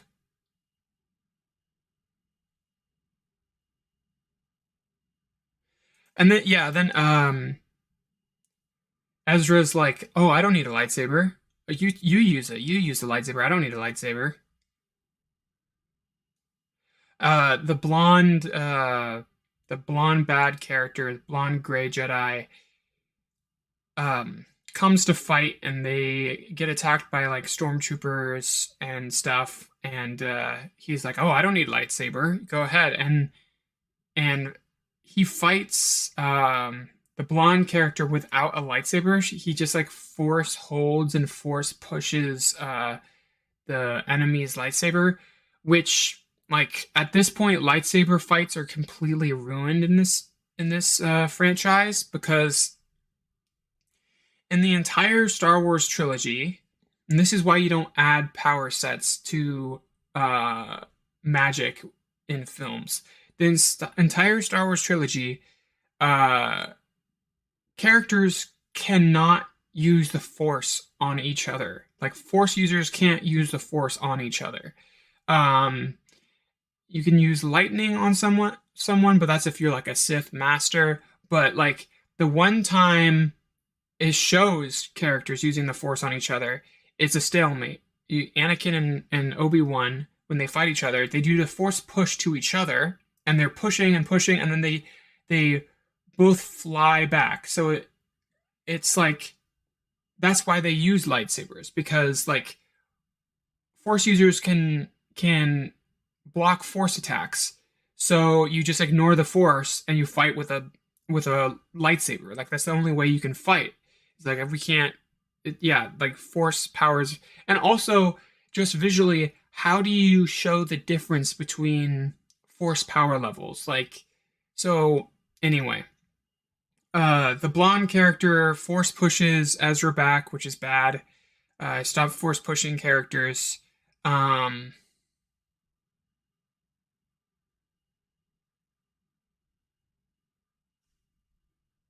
let's see here. What's next?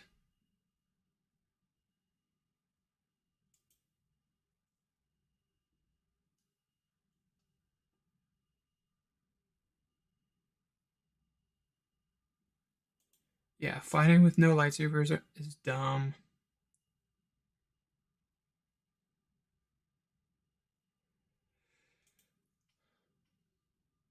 Right. The characters are talking about like, oh, we gotta like get to Thrawn's Star Destroyer so we can get back. But if you could travel here on Wales, you can get back on Wales. Like what? Like you can get back on Wales. Like that doesn't it just doesn't make any sense.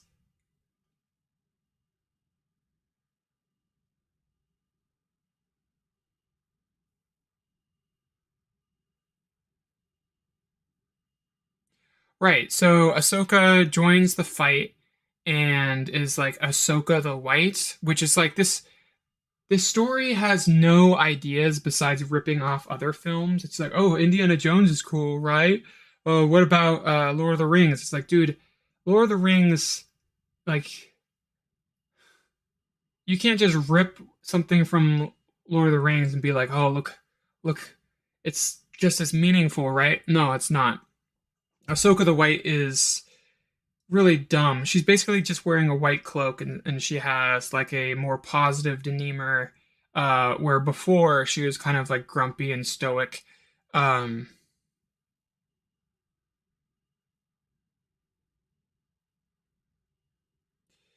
oh yeah, and then she just lets a bad guy go. Like the bad guy just runs away after the lightsaber fight. Okay, so and then it is revealed that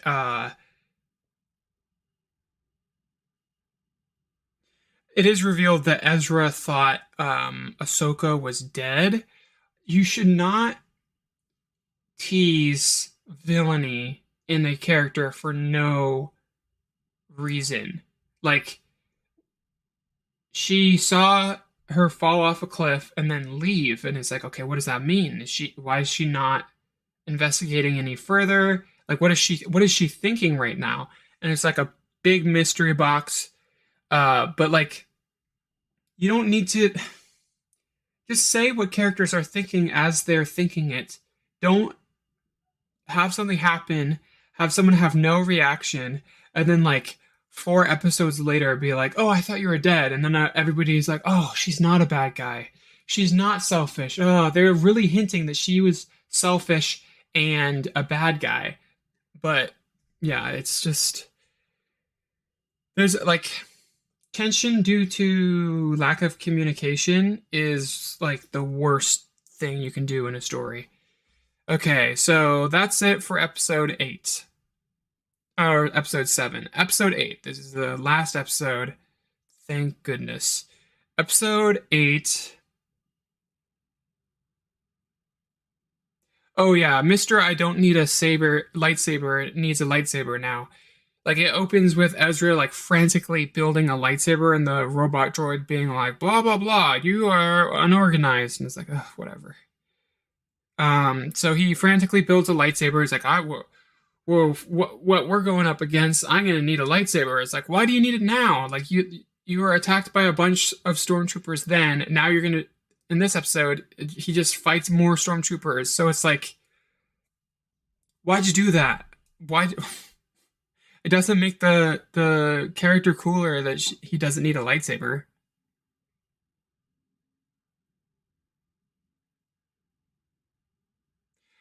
Right, and then so they all go as a team. Oh, their spaceship gets like blown up, so it's like, okay, maybe they can't get into the Star Whale without a spaceship, so they do need to get to the Star Destroyer to be able to get back. And then they all start fighting, and Sabine is just like a jerk for no reason. Like, she does like a cool lightsaber move, and Ezra is like, nice. And Ahsoka's like, yeah, she's been training. Which when was she training? She was looking for Ezra. Um, and then she looks at Ezra and says, "What's your excuse?" It's like, why is Sabine just a jerk? Why, I hate her character. Like, she's so rude for no reason. And it's not like a snarky character that doesn't like or doesn't trust another character as being snarky and rude. It like they're friends. They're supposedly bestest of friends, and she's just being a jerk to him. And not in a like there's not like an ongoing argument, an ongoing joke, a disagreement. She's just a jerk out of no one and out of nowhere. Oh, they wasted zombies in Star Wars for this stupid show. So the Night Sisters, um, like a bunch of stormtroopers sacrifice their life to become zombie stormtroopers, so they get the green fart magic in them so they can become zombies. And so when they're attacked, they all like they make easy work of it and kill all the stormtroopers, and then they all get up and attack them again. And so they're just all these zombies are on their heels, and it's such a waste. Let me see. Let me look up something. Zombie Star Wars book. I read this book when I was a kid, called Death Troopers. Um, and it's titled as Legends. Yeah, it's titled as Legends now because now they can use all this stuff in their terrible shows. But anyway, there's a Star Wars zombie book which is really, really good, where basically what it's about is the zombie uh disease was like an early attempt at the Death Star's goals of blowing up planets, where instead of shooting a laser at a planet, you would just drop a insanely infectious disease on a planet, and then everybody on the planet becomes zombies in like the course of like a month. And then the planet still exists, but like there's no life on it because everybody's a zombie, and you can't populate it again because you'll just be eaten. So yeah, it's about this prison barge that just crashes into I guess spoilers, sorry, crashes into uh um right, a prison barge that crashes into a Star Destroyer, or doesn't crash, but like runs out of gas or something, and there's like a Star Destroyer just floating in space. Um, and it's like not on, it's just drifting in space. And so they board it, and uh, it's a Star Destroyer that had the infectious disease, but the disease leaked inside the Star Destroyer. And so it's just an entire Star Destroyer filled with zombies, and the prisoner characters have to survive. And it's really interesting and yeah, it's a way better, smaller, contained story. But no, they had to waste the introduction of zombies in Star Wars, like live action, by doing this, which is just a shame. It's way less interesting. Right, okay, so the zombies are there and they're being attacked by the zombies, and Ezra and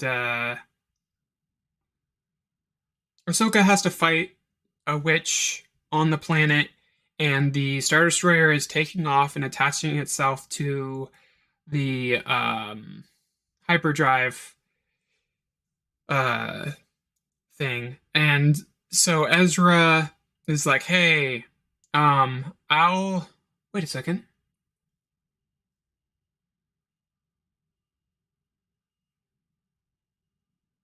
thinking. No, that does happen after that. Okay, so and Ezra are trying to get to the ship as it's slowly taking off. And during the course of this, um, they meet like two zombie dark troopers who are like the elite stormtroopers.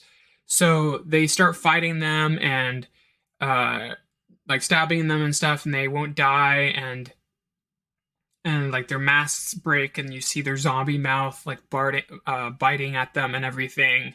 And uh, one of them picks up Sabine and is like holding her by the neck or something, or just holding her up. And Sabine reaches out in the Force to grab her lightsaber, but she's reaching out with her hand right like across the zombie's shoulder, and like 4 inches away is the zombie's gnashing teeth. But the zombie's not gnashing at the arm, not biting at the arm. And I totally was like, whoa. I mean, it's really stupid of her to reach out at the Force at this time and in this way. But is she going to get bit? Is she going to, uh, like, get an infection? Is she going to have to chop off her own arm to prevent herself from turning into a zombie? And I was like, this is a stupid reason why, but this could lead somewhere interesting. But I don't even think that the writers and directors of the show, I don't think that Filoni even thought of that. He didn't even think of that because the music was just like da da da da, like rising, and the lightsaber was twitching. He didn't even think about the fact that there was a zombie with his mouth revealed and his teeth just going arr, arr, arr, right next to her hand, like right next to it. And the zombie doesn't care about the hand; it's just biting at this, holding the character up, biting at her, like it. It's the dumbest. It's the dumbest thing I've ever seen. Maybe that's too far. I've seen dumber stuff, but The Last Jedi does exist. But this is so stupid. Um,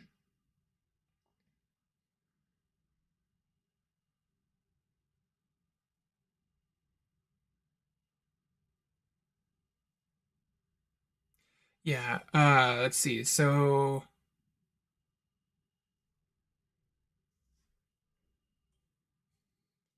okay. So, yeah. It turns out that so she can now use the Force. Yay! And so Ezra's like, oh, now that you can use the Force, I'll run and jump, and then you'll push me, and I'll be able to reach the Star Destroyer. Actually, I do need to take a break real quick. I'll be right back.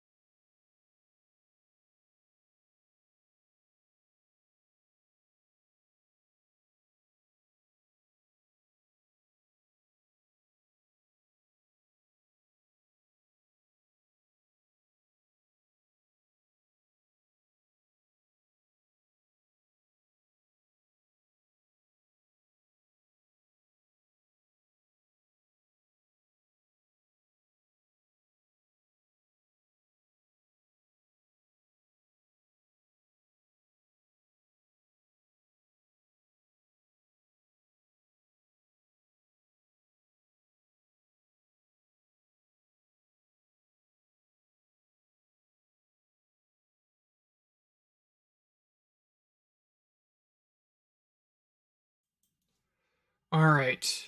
All right. So let's see here.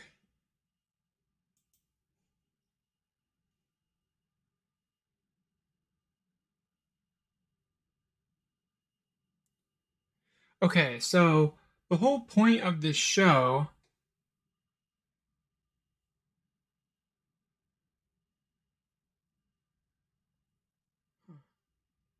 Says my bit rate is 0 on the stream. But anyway, uh, the whole point of the show was Ezra's lost in another galaxy, but so is Thrawn. So we need to get Ezra and also prevent Thrawn from coming back because there is a faction of baddies that are trying to bring him back. So very simple plot. Um, Very dumb and simple, but very simple nonetheless. Um,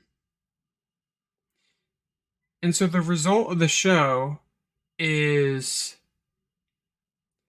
so the New Republic has a very dangerous enemy in their galaxy again with zombie powers and Night Sisters and everything. So Thrawn's back, and so the New Republic has this brand new giant threat that's probably going to lead to a new war. And but net now they only have one Jedi. They had two, and like the preferred outcome would be like now we have three Jedi's back for the New Republic. This is awesome, but no, they have one Jedi because Sabine stays and fights with Ahsoka.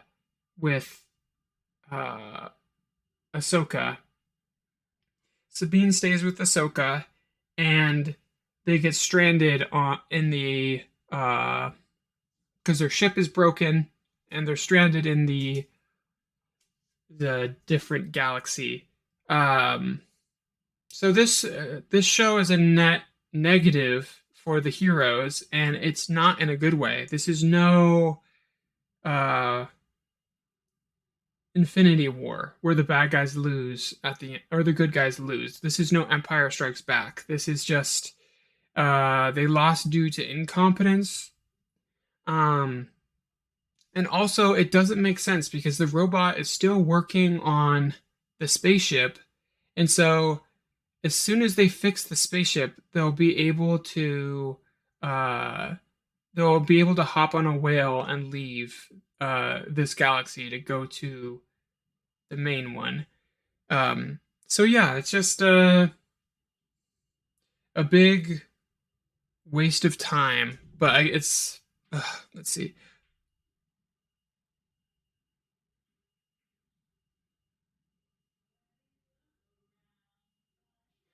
Um, right, and so Ezra disguises himself as a stormtrooper and goes to the rebel base, or not the rebel, the New Republic base, and lands on their ship with, or their ship, not their base, lands on their ship with with a Empire ship, and walks out of the ship in the full stormtrooper uniform with the helmet on even.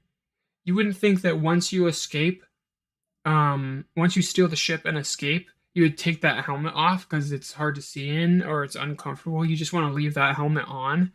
And it's so that there could be a dramatic reveal where the guns are trained on him and he can take off the helmet and there can be like, oh my gosh, it's Ezra. Ah. And then there could be a nice reunion moment where it's like, here, let me rewrite this scene. He should have taken his entire stormtrooper outfit off, but it should have been a reveal of him walking down the bridge, and first you just see stormtrooper feet, stormtrooper legs, stormtrooper stomach, and then you start seeing like some like Jedi robes too, and then or like hints that there's something underneath the costume, and then you see his face revealed, and he doesn't have the mask on. It's just the dumbest thing because he walks out. The first thing that should happen is him be killed because he's dressed up as a stormtrooper. So anyway, starts dumb and it ends dumb. What can I say? Let's see. So yeah, the entire show in general is just key jangling, a bunch of mystery boxes, a bunch of um, hinted at um, character tension and drama. Nothing specific. Um, and it's so vague because I think they just want the fandom to like guess what the vagueness is, and then whatever the most popular opinion is, they'll make the case. But yeah, no romance, nothing, nothing interesting in this show. The one good thing I can say about this last episode is the pace was slightly faster, but it was still too slow. Like the pace was way too slow. Um, and after I finished this last episode, I just needed a palate cleanser, and I heard that um, sorry, what's it called? Andor. I heard that Andor was a really good show. So I caught the first two episodes of it, um, and I rewatched them because it's been a long time. And I ended up watching like four episodes, and it's a very, very good show. Um, the keys to the entire Star Wars franchise look to be being handed over to Dave Filoni because there's such a massive Clone Wars fandom that is just like praises every single thing that this guy does, and he's gonna get a movie apparently. He it's just everybody, but there's this other show that kind of went under the radar, and it came out right after the Boba Fett show, and everybody hated the Boba Fett show. It was like Obi-Wan, then Boba Fett. Oh, like both shows were awful, and then Endor came out. So no one was happy about Star Wars. No one watched Andor when apparently it was actually a really old show that was in development and had a completely different team. Let me look up the writer and let's see. Andor, because I want to give this guy credit. Oh, not Andor, Andor. Andor. Okay, so let's see, director.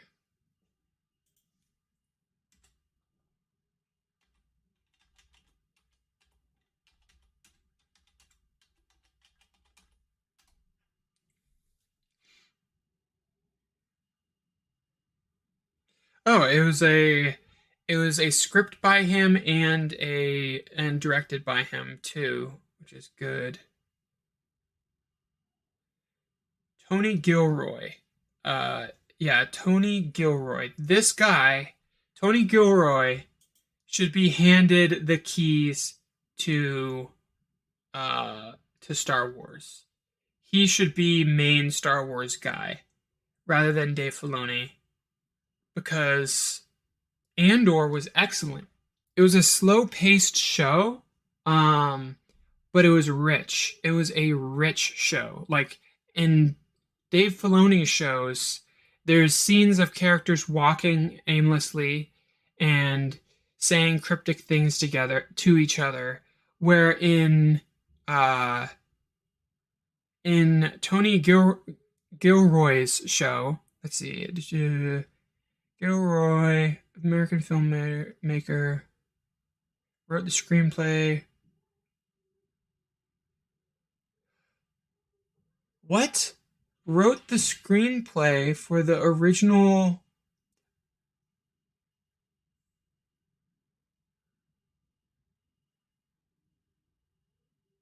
Oh no, I thought I was going to say Born Identity, but no, that's not it.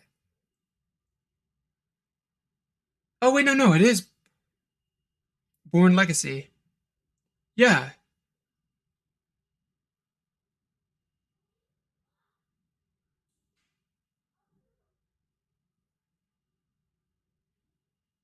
Yeah, I think that he wrote Born Identity. I'm not sure. But anyway, his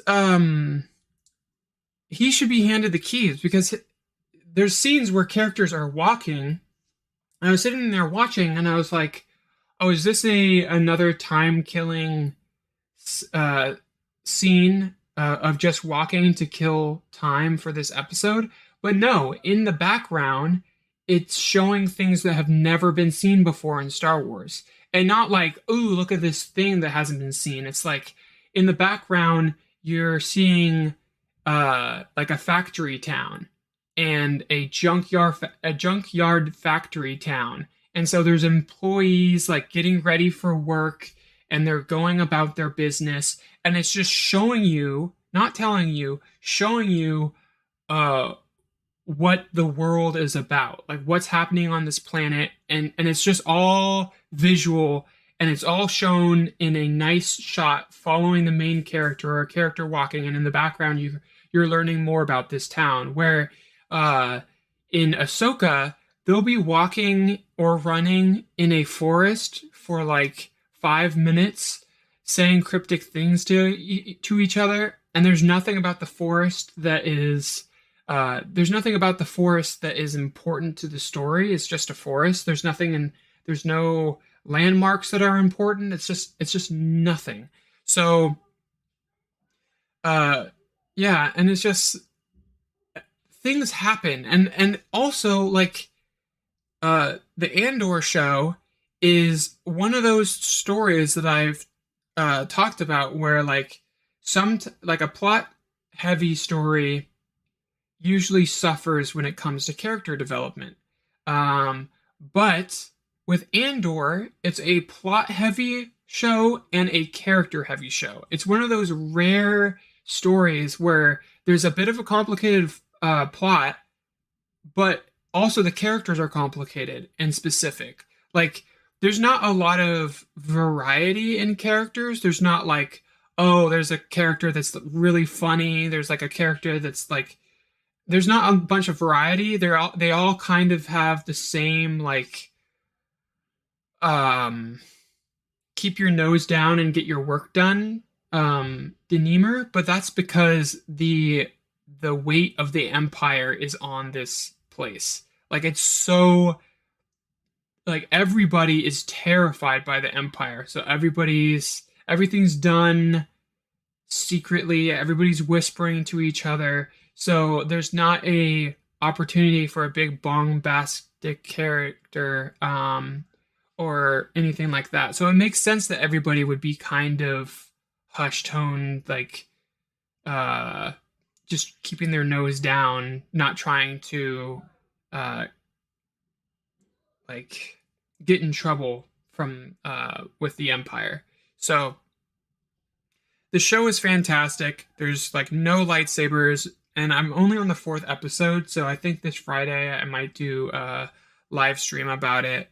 But yeah, just a teaser for that show. This guy should have the keys to Star Wars, but I think as long as Kathleen Kennedy and Dave Filoni are, running the show, like I don't think this guy's gonna get much further work, which is a shame.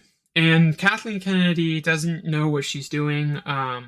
She fired the people that created Into the Spider-Verse, which Across the Spider-Verse was terrible, but like though they are good at though the complaint about what they did in the Solo film was they made it too jokey and too funny, which the sequel Across the Spider-Verse was way too jokey and way too trying to be funny. So maybe it was more like that. Um, but if they were doing anything like what they were doing with Into the Spider-Verse, then Kathleen Kennedy killed a great movie and replaced it with something that was safe and boring, um, and damaging but somehow still damaging to the entire franchise. Um, and yeah, her track record with just like loving Ryan Johnson and wanting to give him a trilogy after The Last Jedi. It was just she's bad at picking directors and writers, and seems like, and she has way too heavy of an influence on what these people are doing. I think that Tony Gilroy um, was able to do. Wait, what is this? What did this guy do? Let me see.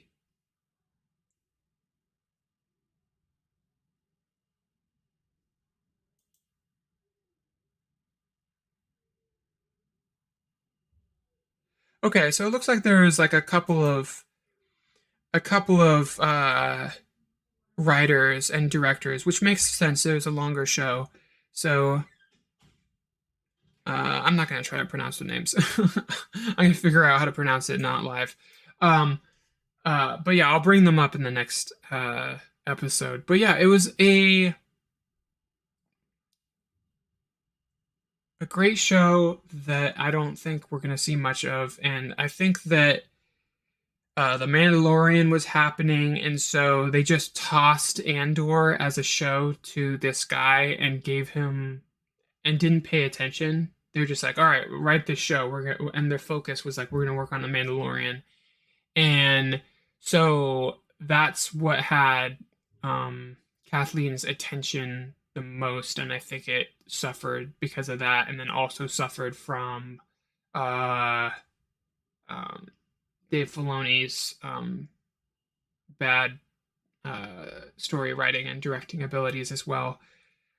Uh, so yeah, that's it for this that's it for this live stream. I will talk more about Andor in the next episode. Thank you for watching, and I'm happy I figured out how to actually get the live situation to work. Um,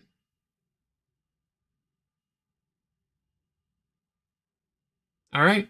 So have a good one, everybody. Please like, subscribe, leave a comment. Let's talk about Star Wars and movies. Let's have fun. All right. I'd love to hear your opinions. All right.